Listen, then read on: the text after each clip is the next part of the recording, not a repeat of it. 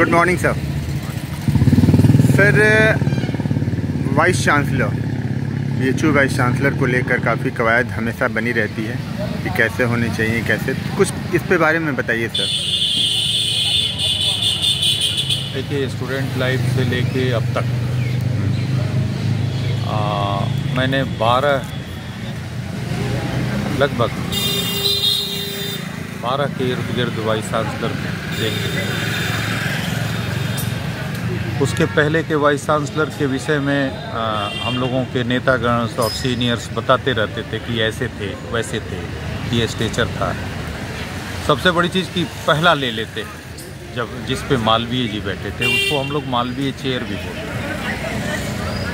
उसके बाद राधा कृष्णन साहब, तो बड़े बड़े स्टेचर के लोग उस पे बैठते थे और वहाँ से विश्वविद्यालय की प्रगति, बच्चों की प्रगति, अपने कर्मचारियों से लेके शिक्षा देने वाले शिक्षकों तक सबकी क्वालिटी जगह जगह से ढूंढ के ले आना। तो ये मिशन लगभग 5-6 वाइस चांसलरों तक चला। उसके बाद धीरे धीरे पैटर्न बदलता चला गया, राजनीति कुश्ती चली गई, जातीयता जैसा नासूर, जहाँ शैक्षणिक संस्थानों में ये हास्यास्पद भी लगता है, और लेकिन वो अपना पैर पसारा और उसका प्रभाव सब पे पड़ा। वाइस चांसलर छाट कर आने लगे कि इस जाति का जाके वहाँ कुछ बैलेंस करेगा, फिर उस जाति के कंपटीशन में वो जाति का। तो ये दौर इधर बीच 20 दशक का है।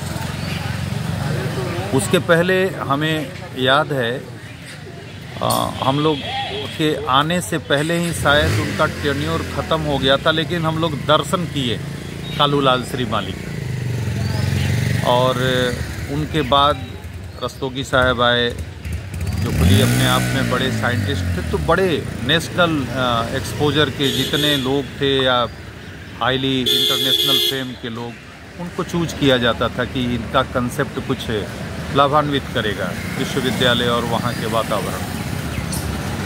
लेकिन आज के दौर में वो बहुत ही कॉमर्शियल टाइप के अपॉइंटमेंट्स, और उसका खामियाजा ये हुआ कि क्वालिटी से छेड़छाड़ करना, इंफ्रास्ट्रक्चर को ध्वस्त करना, एक वातावरण को दूषित करना। आज के समय में स्टूडेंट्स से लेके और शिक्षक, कर्मचारी सब मेंटली पजल्ड हैं, और शिक्षा ग्रहण करने के लिए या देने के लिए एक पीस, एक वातावरण बहुत ज़रूरी है जो खंडित हुआ है। गंदगी भी बहुत फैली, मानसिक गंदगी, कार्य पद्धति की गंदगी, राजनीतिक इन्वॉल्वमेंट, इन सब के से आहत तो था ही। इंफ्रास्ट्रक्चर में जो सफाई हुआ करती थी, एक पहचान था काशी का, लोग वॉकिंग करने दूर दूर से आते थे, वो वातावरण दूषित हुआ। तो एक ऐसा क्रिएटिव आदमी चाहिए जो फेम भी हो, प्रमादी न हो, आत्मिक हो। इसका बाकायदा, जैसे पहले के द्वारा हम लोगों के समय में अपॉइंटमेंट्स होते थे तो सर्च कमेटी बैठती थी, साल भर ढूंढा जाता था कि इस देश में कौन ऐसा व्यक्ति है जो काशी हिंदू विश्वविद्यालय के वाइस चांसलर बनने के लिए डिज़र्व करता है।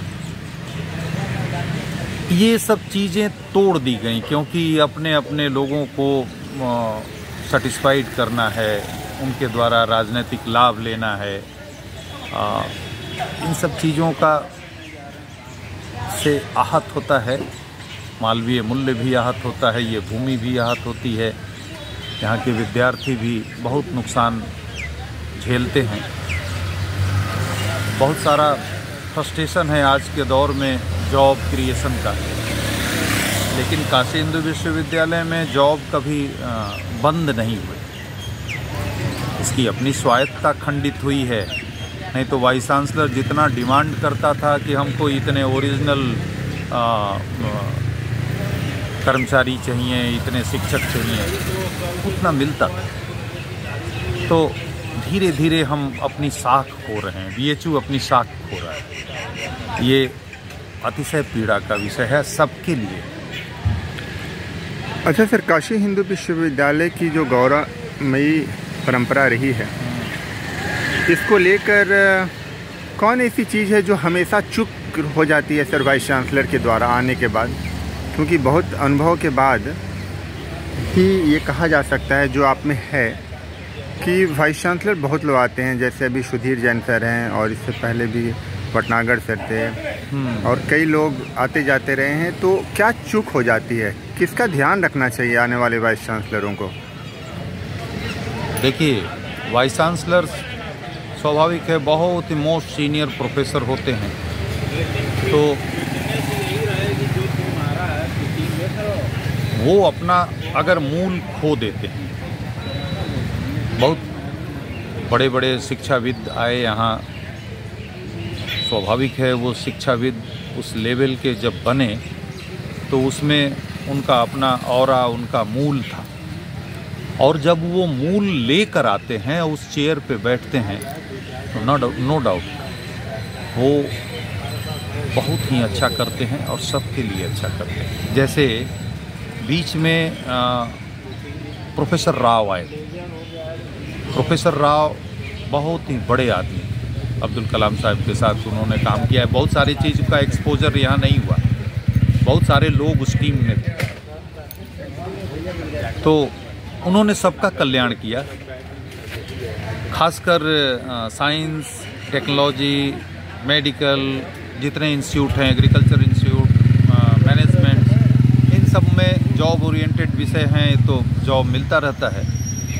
बहुत सारे हमारे सोशल साइंस के, आर्ट्स के और आर्ट के बच्चे जितने भी हैं वो जॉब को लेके फ्रस्ट्रेटेड रहा करते थे अक्सर, तो उनके लिए प्लेसमेंट सेल बनाना और देश भर के बड़े बड़े इंडस्ट्रियलिस्टों से बोलना कि आप काशी हिंदू विश्वविद्यालय आइए, और जो टेक्निकल के अलावा जो सोशल या इस तरह के पद हैं उस पे हमारे काशी हिंदू विश्वविद्यालय के बच्चों को, तो बहुत सारे बच्चे गए, जॉब पाए।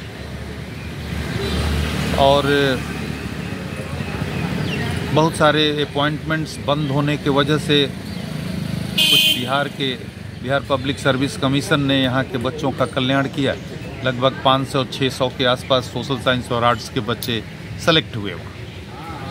तो मेरे कहने का मतलब कोई ऐसा व्यक्ति आए जो क्रिएटिव हो, जो हक से अपना हक मांग सके केंद्र सरकार से। आजकल छीनना भी पड़ता है, मांगना भी पड़ता है।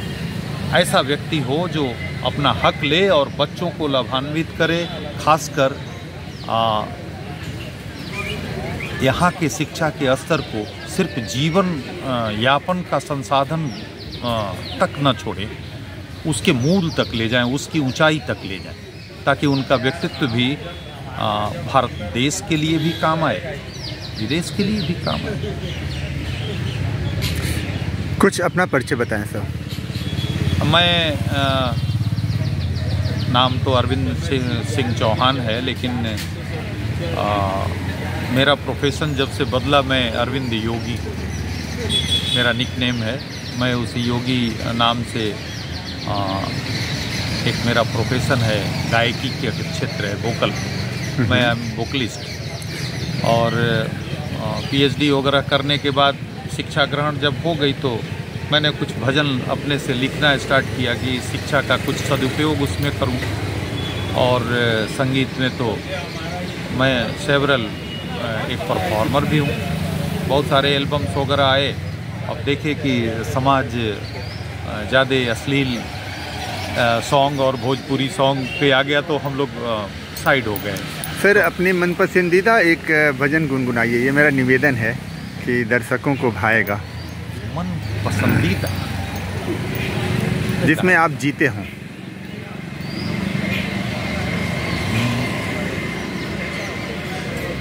मन बावरा मान जा,